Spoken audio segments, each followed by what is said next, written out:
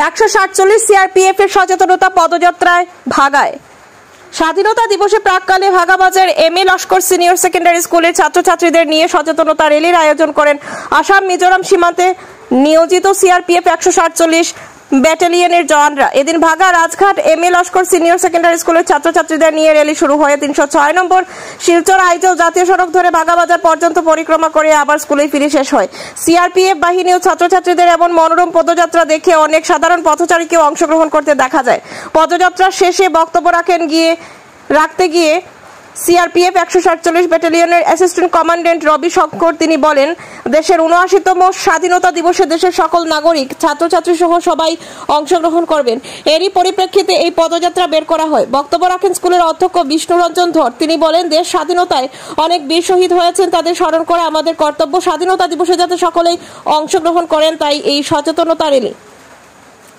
উপস্থিত ছিলেন অধ্যাপক আব্দুল কুদ্দুস বরভুইয়া, রিনা রানী দাস, বাগা জিপির সহসভাপতি আমির হোসেন লস্কর, কর্মায়ন সংস্থার সাধারণ সম্পাদক বিবেকানন্দ দাস সহ ছাত্রছাত্রীরা।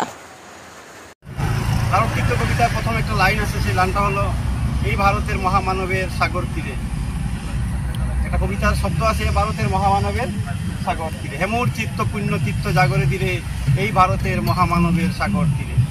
আমরা আজকে এরকম একটা মহামানবের সাগর তীরে আমরা উপস্থিত আছি এবং আমাদের ৭৯তম স্বাধীনতা দিবসের প্রাককালে তিরঙ্গা যাত্রা, হর ঘর তিরঙ্গা, এই কার্যসূচিকে সফল রূপায়ণ করার জন্য আমাদের সঙ্গে উপস্থিত আছেন আমাদের লাইলাপুর সিআরপিএফ ক্যাম্পের কমান্ড্যান্ট অফিসার সহ ওনাদের সকল কর্মীরা এবং আমাদের শিক্ষক শিক্ষিকারা, সকল ছাত্রছাত্রীরা, সংবাদকর্মীরা সকলে এই তিরঙ্গা যাত্রায় যোগদান করেছেন। সকলকে আন্তরিক শুভেচ্ছা।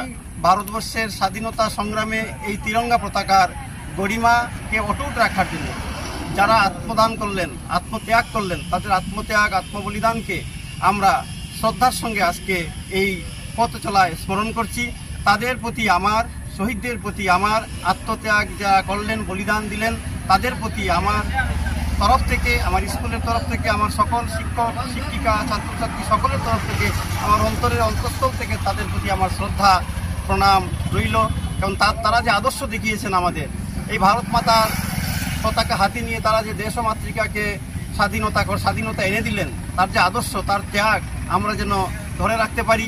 এই পথ চলাই হবে আমাদের আজকের প্রথম সংকল্প, যেন এই আদর্শকে আমরা ধরে রাখতে পারি। কারণ এখানে ভারতবর্ষের ধর্মই হচ্ছে হেতায় আর্য, হেতায় অনার্য, হেতায় দাবির শখ, হুনচন পাঠান মুঘল এক দেহে হল লীন।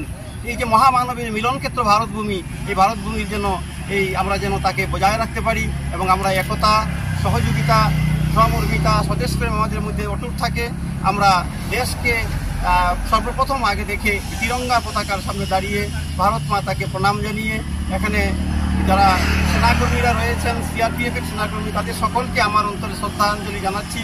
কারণ তারা আছেন বলে আমরা এই দেশে সুন্দরভাবে আমাদের বসবাস করতে পারছি। তাদের আত্মত্যাগ এবং সকল স্বাধীনতা সংগ্রামীদের আত্মত্যাগকে আজকে শ্রদ্ধার সঙ্গে স্মরণ করছি এবং সকলকে আবার আন্তরিক অভিনন্দন। সকালকে আবার স্বাধীনতা দিবসের প্রাককালে সবাইকে আমার আন্তরিক শ্রদ্ধা নিবেদন করে আমার এই ছোট্ট বক্তব্যটি এখানে সমাপ্ত করছি। নমস্কার। प्रधानमंत्री जी के हर घर तिरंगा कार्यक्रम के तहत एकत्र हुए हैं। इसी कार्यक्रम के अंतर्गत हम लोग आज MA Lashkar higher secondary school के साथ उनके सारे स्टाफ, स्कूल के बच्चों के साथ एक तिरंगा यात्रा का कार्यक्रम कर रहे हैं। इसके तहत हमारा मकसद ये है कि सभी लोगों को देश की आज़ादी के महत्व को समझाना और तिरंगा के महत्व को समझाना और लोगों को जागरूक करना। धन्यवाद।